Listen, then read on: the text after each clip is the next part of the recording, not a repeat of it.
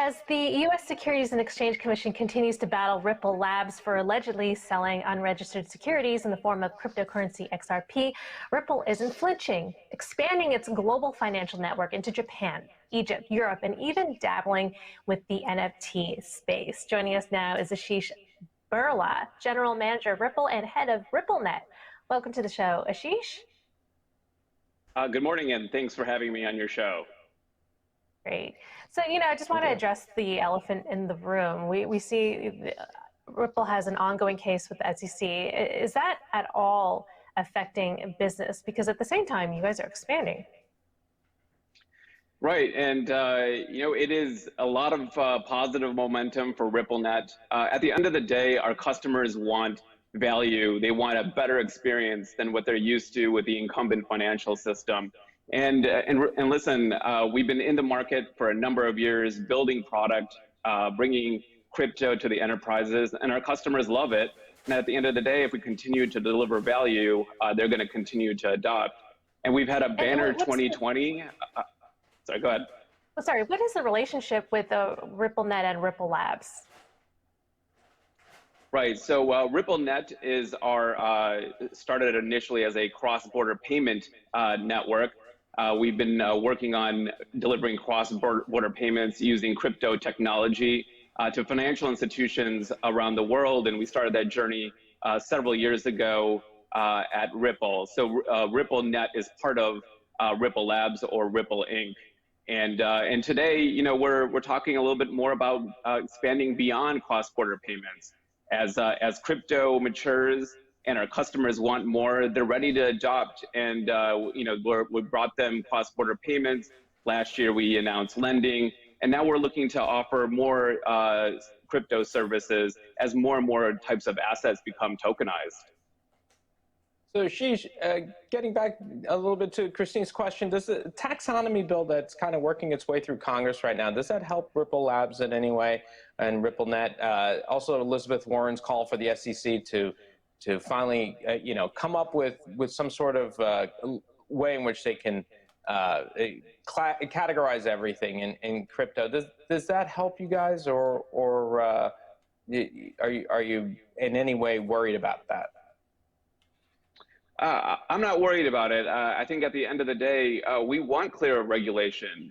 And the United States led regulation when it came to the internet. And you saw a tremendous amount of benefits, not only here in Silicon Valley, but in the United States as a whole by being a proactive thought leader with governing the internet.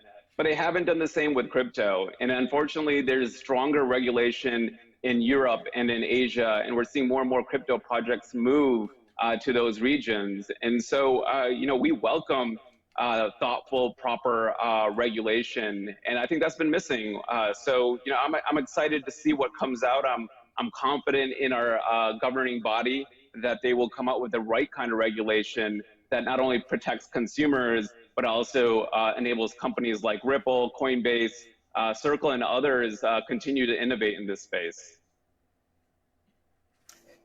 So just back to XRP for a second, there's kind of an interesting chart that we showed on the show last week. Can you just pull up that chart?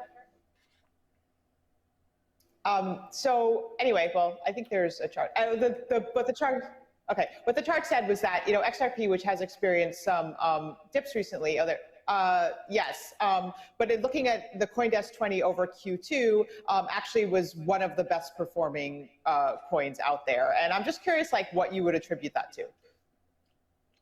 Listen, I've been in the industry for a long time. I've been at Ripple for a long time. So, just to call it, so they're kind of an amazing chart. You can see XRPs all the way on top there. This is a Q2 chart, which is even more striking considering, that the uncertainty around the SEC. So yeah, I'm just curious to what you would attribute this to. I'll go back to, if I think anyone that's been in the space for a long time, and I've been building products for a long time, the thing that I focus on is delivering customer value. And if you're looking at the price day to day or even week to week, I think you're getting distracted. So I don't look at, price of XRP, of Bitcoin or Ethereum on a daily basis. I really look at the innovation that's happening in this space. And, if there continues to be strong innovation, I think adoption and liquidity will follow in the relevant cryptocurrencies and digital assets. But I think it's really easy to get distracted by the price. And again, if you're in it for the long term, this is a 20-year ecosystem that needs to be built. We're only 8 to 10 years in here, still really early innings from my perspective. So Asheesh, speaking of the innovation, go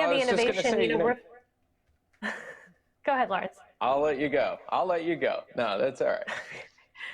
Asheesh, speaking of the innovation, Ripple has joined a 13 million funding round in Mintable, which is an NFT marketplace in Singapore. What's the thinking behind this move? Yeah, so as I was mentioning, is when we got started several years ago, there was really only a few cryptocurrencies, and companies and enterprises as a whole were reluctant to adopt crypto. Now, fast forward 7 years, and there are more and more assets being tokenized, either existing assets like fiat, but also NFTs.